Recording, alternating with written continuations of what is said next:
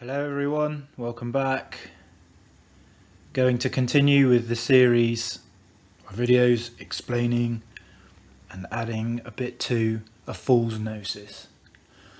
And this time I'm going to get it out the way, the one that I've been avoiding doing, I really don't want to do.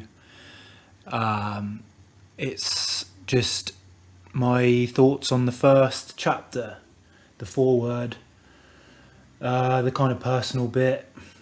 I don't really want to do it too much. I don't like the idea of doing it, but I stick to my guns and finish what I start. I said I would do it, and after thinking out about it a bit, doesn't have to be too awful. What I will say at the start is first, sorry about this leather chair if it's really noisy. It's just quite comfortable. Right, so I'll start by just saying that this chapter combines a kind of confessio, mi confessio, whoever wrote that, a confession with a reflection and a potentially helpful few insights.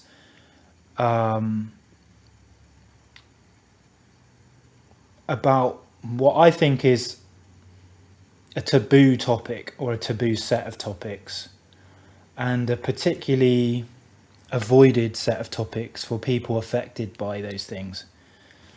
The taboo topics in particular are paranoid schizophrenia, suicide and suicidal ideation, masculinity and spirituality, the nexus between those things, which there is a nexus, but the nexus is usually purely medicalized, and not being a medical person, not being a doctor, don't have any interest in being remotely a doctor. I am writing as someone on the patient end of the spectrum, but also on the philosophical end of the spectrum, separately. I think as well, up front, I want to make it known that I have absolutely no interest in making this a Victorian freak show about the symptoms. The things that really interest me about it are not sensationalistic. And I think that those things are, to some extent, possibly holding people back from a better understanding, but in another way, just cheap entertainment. They come across to me like a Victorian freak show, putting people on display, putting people's interiority on display, as opposed to putting a kind of physical deformity or something on display like Victorians used to do. It wasn't cool then, and it's still not cool now. So this is a bit teachery, but I've done a flow diagram, and that flow diagram is just to show that the essay comes from a kind of cybernetic, I guess, process of going through from step 1 to step 4 and back to the start. The step 1 being I reflect and it inspires creativity. The step 2 being the things I'm reflecting on are quite dark and weird, partly because of maybe my psychology, but also partly because of the way that culturally I relate to the world because of that psychology. Then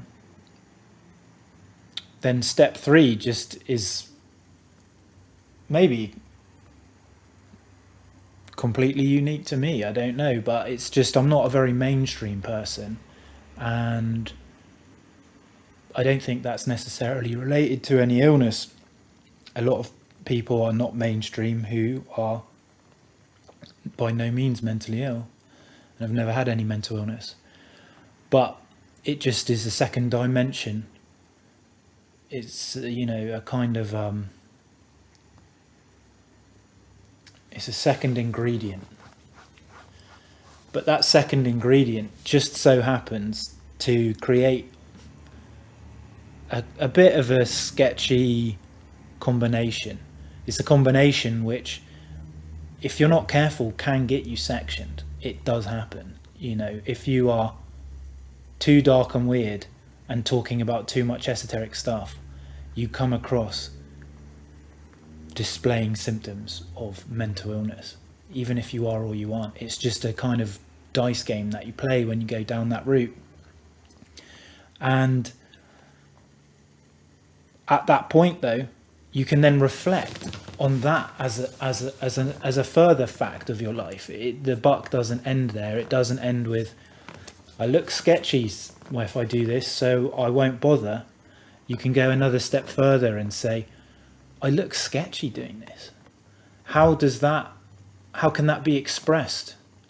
How can that inform creativity? The fact that step 1 and step 2 lead to step 3, and you start the ball rolling again with a new dimension. And if you rolling that over and over again, basically is what this first essay looks like, actually. So yeah, that's enough of the flow diagram, because that's not something that I would normally do. Yeah, and by rinsing and repeating that flow diagram and being relatively comfortable in the knowledge that the witch hunt won't come for me, having a bit of freedom to experiment, the whole thing becomes a bit of a combination of the dark and weird, which is a little bit too much, I would say, maybe for some people. However, there's real issues in there. They may be kind of hidden by the weirdness to someone who's not familiar with the weird, but the real issues are, why are people scared to say these things? And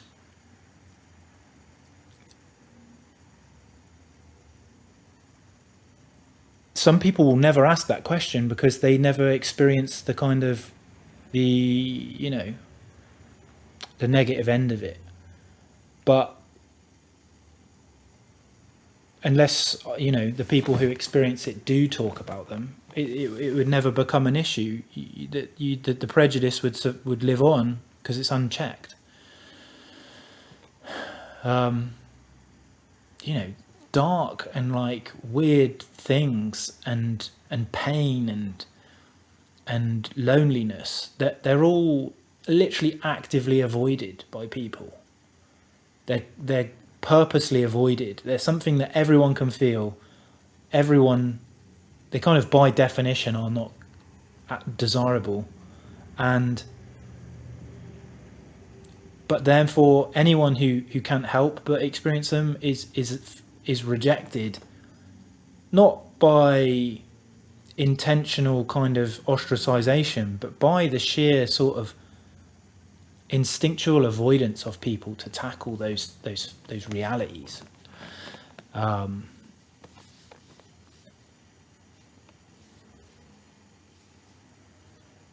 This to me is something that I wanted to say in my own words, not as a sociologist, not as a therapist. I wanted to say it as, a friend, a relative, an acquaintance, a colleague. I wanted to say those things as honestly as I could, in the language which I prefer, but without getting sectioned, kind of, without doing it in front of people where there's no, there's no kind of protection, or there's no, or it's inappropriate, more like that. To talk about those things, it maybe would be inappropriate. It also would just maybe meet the wrong ears and things like that. So a memoir is a chance to be completely honest and only let the people who want to hear it hear it. It's a kind of soft exposure approach to being heard, being seen, saying what I would like to say, and being creative, really, at the end of the day, of being creative. Our day-to-day is creative. The performance that you do is creative. The person you are when you go out on a Saturday night and make friends and have fun, that's a performance, a creative performance. But it's sometimes kind of limited by certain factors. There's only certain performances which are like legally allowed almost, and there's certain performances which are like socially tolerated, but not always for the wrong reasons. It's just,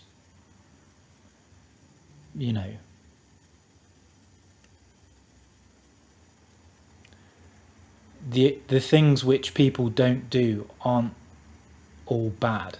Sometimes they're just because other people got lives and you don't want to like be all about yourself or whatever. It's a difficult one. But the performative act, the performance that would be expressing this darker and weirder part of PS and suicide and the esoteric, is not something that I've had good experiences putting out there, especially like in the workplace or like at a family event or something. It's just generally unadvisable to try and start doing that act. It's something really that's been rejected from culture for like a long time, a really long time. You can't even go remotely near it quite often. So with this privilege, this newfound kind of tolerance and like understanding, it's a little bit about keeping the ball rolling, because only a mouthful of it has been accepted. I think that the fact that we're out here has been accepted, but what exactly you fully are, people don't even know. They just know that something weird's going on out there, Like my friend said the other day, it's the etc. at the end of the sentence has been added to culture. We've got these people, etc. And I just, again, as an experiment, was like, if you're interested, you can look into this, etc. I'll give you my memoir of what that etc. means to me. And if you want it, you can take it. That's something worth bringing up as well, actually, just to move on quickly about experiments. That's the first line of the book. I make it clear that it's an experiment. It's really important for me to make that clear, because I really do not want to set any of this up as guru stuff. Don't want it to be an attempt to have authority on these topics, to be pushing ideas. I'm not willing to disagree with anyone who has their own opinion. I just have been experimenting, and here's the report on that experiment.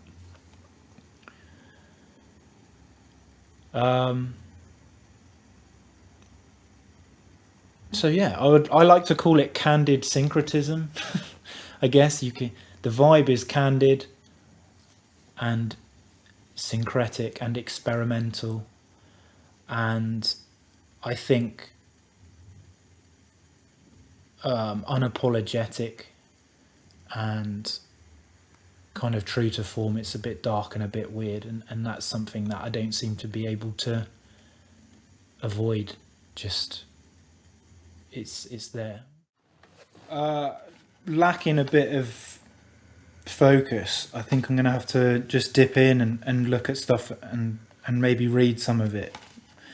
And dipping in, the first thing, the poem, I guess, at the start of the book belongs in this section. That poem is, it looks quite dark looking back at it, and it was supposed to be very dark.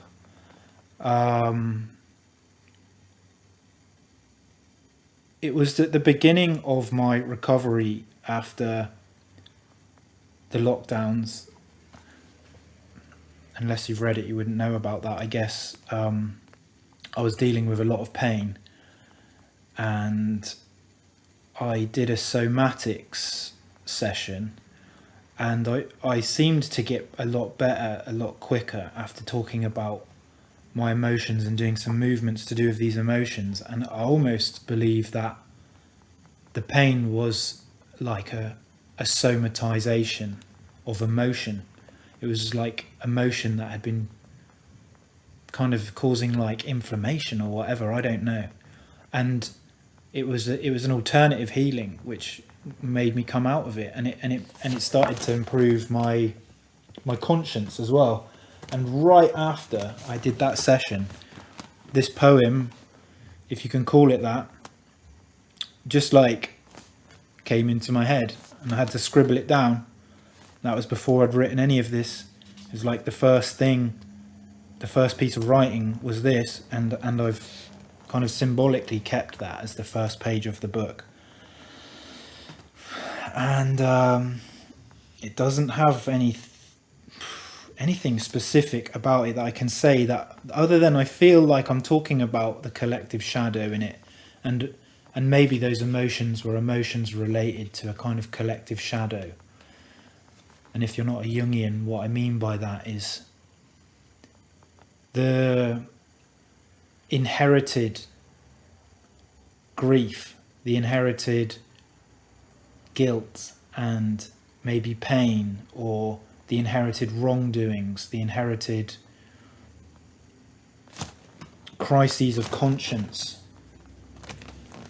that you can't be human and avoid, and unless you had never really participated in society or read any books and you were just purely ignorant.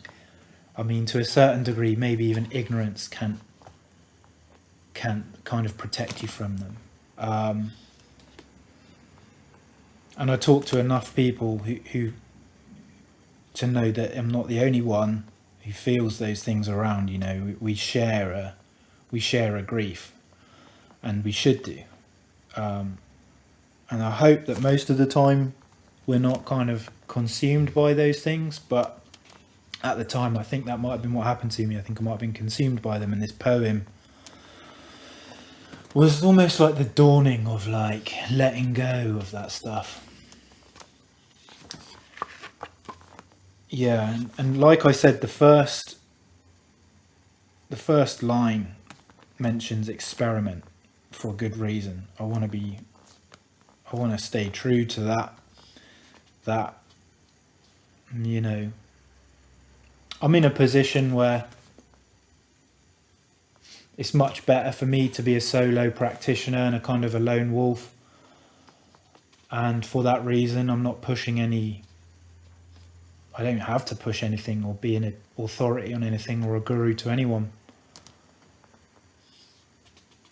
And that enables me to be as experimental and creative as I like. I've got the freedom from responsibility. And then I bring up, say at the threshold of adulthood, and amidst my discovery of alchemy, divination and dream work, I discovered a poetic fountain that flowed for 2 years. And what I'm talking about there was when I was 17, around the time of my first psychosis, separate to that psychosis, I got really interested in alchemy, divination and dreams, astrology, tarot and things like that. And I hadn't been exposed to it a lot. I'd never been a religious person. I just came across books for the first time that were on the bookshelf, and they blew my mind in a really foreboding way. That's a common current that I've kept throughout the rest of my life. But that kind of birth of something that's going to be a constant theme through your life is quite intense. And I guess at the time I didn't realize I'd have years to get deeper into those things, and so I got really obsessed with them and wrote a load. Couldn't stop writing with this kind of enthusiasm, and doing a lot of drawing as well. And I've always kept those things, and I don't think that makes me anyone special. I think that might happen quite a lot, and the language that I've written here sounds romantic. It romanticizes that, but really I don't romanticize it. It's just my personal hobby. And if any of it sounds romantic in here or fantastical, that's a shame, really. And I would hope the reader can see that I'm not being romantic or fantastical, and that they're just seeing it that way. My aim was to be honest. And I've even deliberately left out the more fantastical things that have happened, actually. I've got plenty I could have said, that things that I did in my life that would have sounded unbelievable, that for that reason I didn't put in, I had, at the end of my first psychosis, I had a 3-month sailing trip where I visited places in Africa and stuff that no one from where I'm from has ever been. I might be one of the first people out of my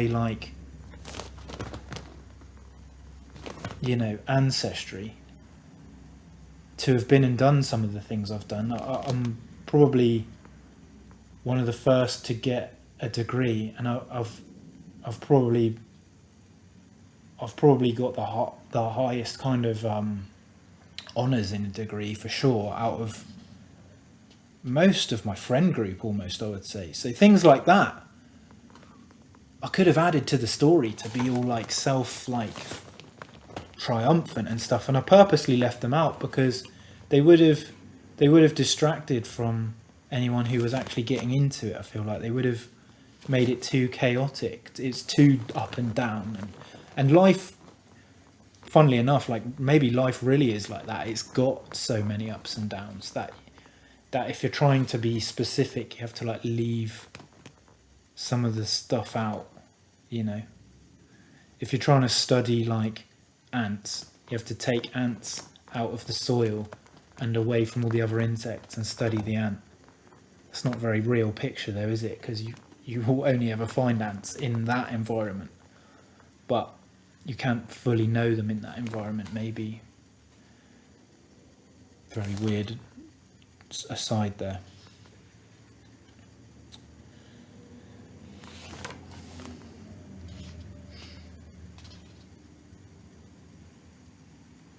A line which puzzles me, that why I wrote it even, which is in here, is I wrote, I've been condemned by condemned by the psychiatric world as a crazy man, and in search of a cure, I followed the blueprint of the Gnostic Eve.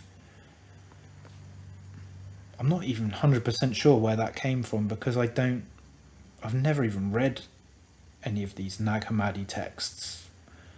I just know about them kind of secondarily, and so what the Gnostic Eve represented to me was leaving Eden, but leaving Eden without being negative. I mean, I think that the Orthodox Eve, she made a mistake, and I might even be wrong about the Gnostic Eve, but I believe there's a way in which you can see Eve as liberating.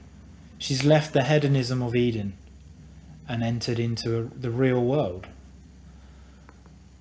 which is what I think I did. What I did around that time. I'd had quite a privileged life, and I kind of psychologically and physically left all that. So that was what I meant there.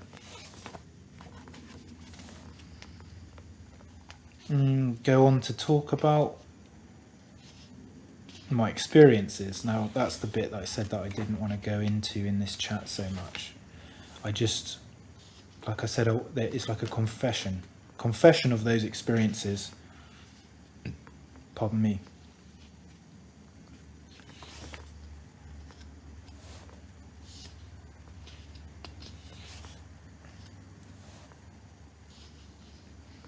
Yeah, and it's, for the first half, it's all largely confessional stuff, taboo stuff.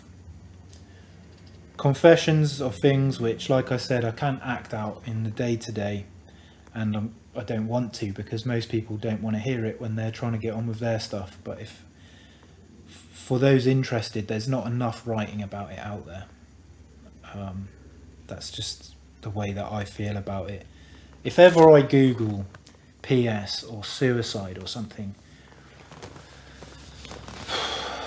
it's so degrading and like Victorian freak showy. And the thing is, it's kind of deserving of Victorian freak show, and that's the problem. That's the kind of the dilemma, is it is a Victorian freak show. But rather than let the kind of circus leader tell the story, that's kind of what all this is about. It's like, it's circus freak show written by the kind of the freak in a way.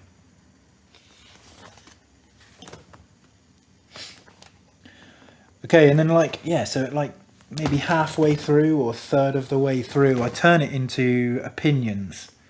Things which, like I say, are trying to break down the medical objectification which people treat these things with. Because they are primarily medical. They didn't have a name before they were medical other than mad. And that had its virtue in a way. Being called mad was still quite a broad category. And so there was room for the individual. But when you come up with like these DSM labels, they're so objectifying that in the worst case scenario,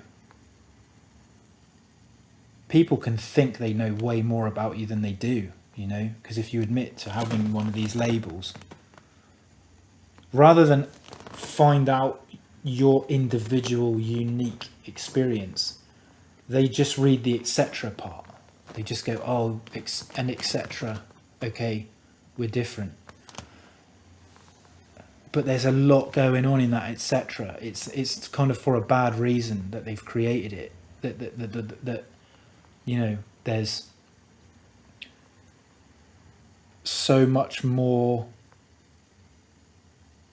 detail on the non-schizophrenic human being, you know, that people have. I'm just going to leave this bit because I've gone off on one. Yeah, so some of my insights that aren't relying on pathology and not even trying to pathologize myself, not trying to pathologize anyone, is that the experience for me, which can get you sectioned, is one which is disabling in its dynamism and velocity. Now,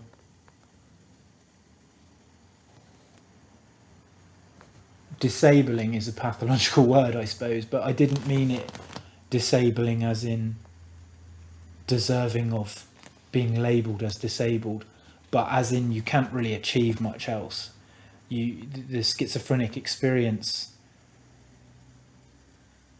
just happens to stop you being able to do much because it's so, psychologically dynamic and fast. It goes on such major tangents that it's kind of at odds with getting like basic stuff done.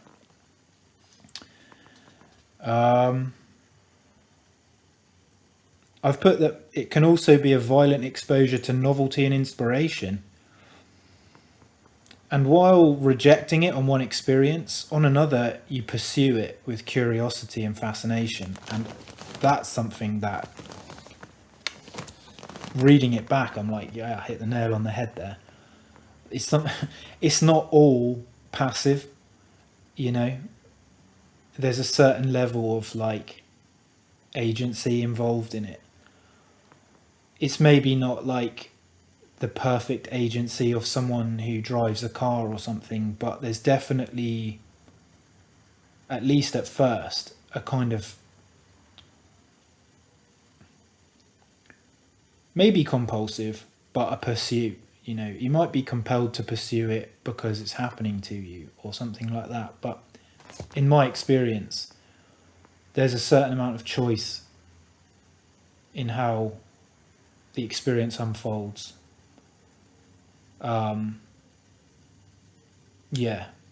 Maybe whether you have a crazy disabling experience or not is not your choice, but while it's happening to you, you pursue certain avenues of it and you do certain things with it. And I don't think that's ever really talked about. It's not commonly known, I don't think. You're just seen as a passive victim of something, which you are to a certain extent, but you're also, there's lots of circumstances in life. There's a circumstance that you've got two legs. No one really goes on about it though, but I keep going on these weird tangents. It's making me think about some weird stuff, actually. Third, I said, while it's an undeniably difficult and confusing condition, it is also an exciting one, and it makes life uncanny. And that's like maybe just the silver lining to it, maybe silver lining to an absolute nightmare. But there is, and no one says it. And it is my opinion that while one is psychotic, other layers of your person are running in parallel, which aren't kind of necessarily related to it. And that's something that, is a fact. It's a fact. It's trying, I guess, with that, I'm trying to break down that prejudice as well of like, you've got friends, say, for instance, who you don't share everything in common with. One of them might like tennis, and other than that, you're super similar. The fact that they want to play tennis, you just like whatever. It's a little bit similar with someone who's having a psychosis. Like, you can be X, Y, and Z on the spectrum, but still want to cook dinner, still want to go for a drive, still, and that part of PS diagnosed people, I think, gets lost. The fact that it doesn't consume them. You're not completely consumed. You've got other things going on.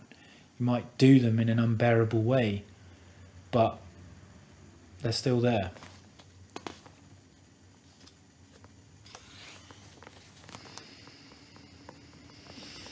And then I went back to the spiritual, which is a bit of a it looks like a stark contrast, but from my point of view, these things are all one and the same, Like, my spiritual life is completely tied in with this medical narrative and label and things like that. And so for me, this wasn't weird. But looking back on it, I can see why it would look weird. I go straight from being like psychology chat to I feel like I initiated myself with dreams and blah, blah, blah. It's all one and the same thing to me. And that's taboo and worrying, because you look like you're trying to set up some I'm in contact with higher beings, like I'm not really ill, it's a conspiracy like type stuff.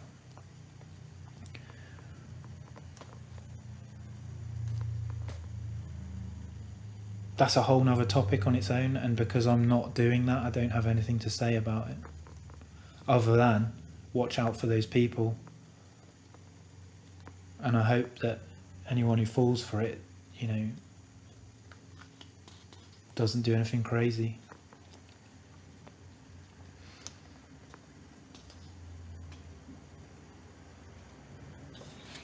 Then again, I go back into medical stuff,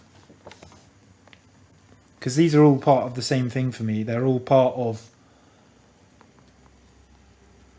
coming to terms with some pretty taboo stuff, you know.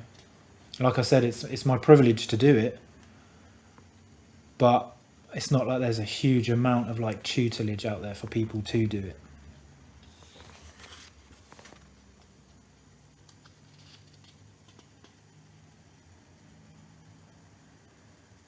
I love this Jung quote.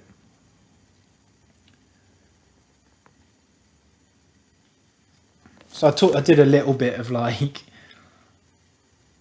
day one sociology by saying that, you know, people maybe sometimes have scapegoated, and scapegoating's been really common. The instinct to project one's own evil onto the other has been documented in sociology and absolutely has contributed to exile, intolerance, and penitence. But then I've gone, the modern atonement for this is also proving to be mistaken. And I'll put a quote by Jung. May each go his own way. I will be no saviour, no lawgiver, no master teacher unto you. You are no longer little children. Giving laws, bettering, making things easier has all become wrong and evil. May each one seek out his own way. The way leads to mutual love in the community. Give people dignity and let them stand apart so that each may find his own fellowship and love it. That's a huge topic, man. And I heard Tom Holland talking about it the other day, where he's trying to kind of make people have a little adjustment in the way they see like progressive politics, to see how the origins of that are in Christianity. And he does a very good job of explaining it, and I'll let him do that rather than do it myself. But I believe that Jung was exactly sympathizing with that when he wrote that. That when he says giving laws, bettering, making things easier has all become wrong and evil, he's just saying like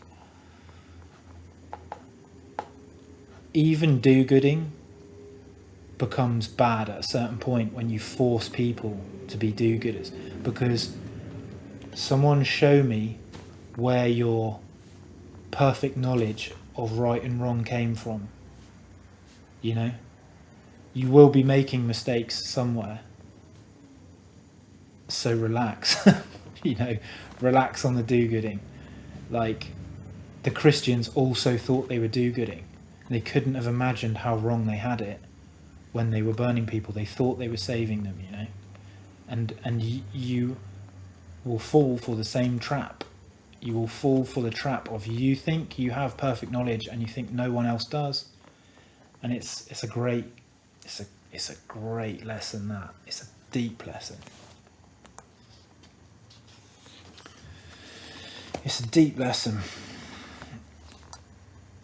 This is a really hard video for me to make, and I think I've probably talked for ages and been a bit weird. And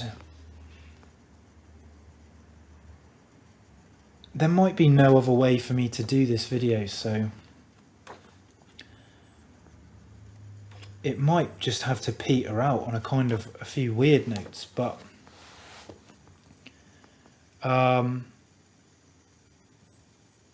I think I would always struggle. I have to do this now, really, while I've promised that I'll do it. Otherwise I would never do it, because it's something that I'm so scared of the repercussions for. I'm so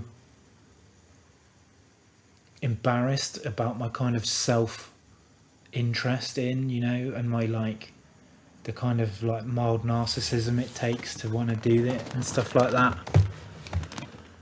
And I'm also worried about how wrong potentially some of the things I'm saying are, or how they'll be received, or how my mind might change in the future. Like, I've got full-blown imposter syndrome about having paranoid schizophrenia and stuff, you know, so all that comes into it. It's like, it's a crazy thing, and some of that imposter syndrome is clearing up as I realise the fact that a lot of the ways that schizophrenia is depicted are due to like really underprivileged people suffering with it, who are doing drugs, who have not got any family and things like that. And I would be exactly like that if I wasn't so lucky. But it makes me feel like a bit of a fraud, you know, that I don't go through those things that some people do, some of those really, really, you know, women in other cultures and impoverished people and people who've been through things which have just exacerbated it. I wish I could speak for them, but I feel bad trying to, because I have their what they would have to say is going to be something so much more intense. But step by step,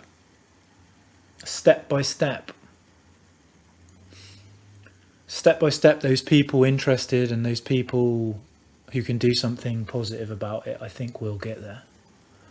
And that's just me trying to like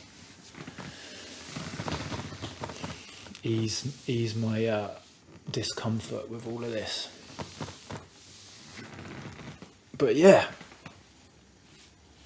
it's been uncomfortable.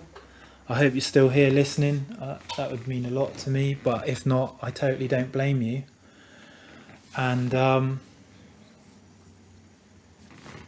let's move on to better chapters. Thanks for listening. It means a lot.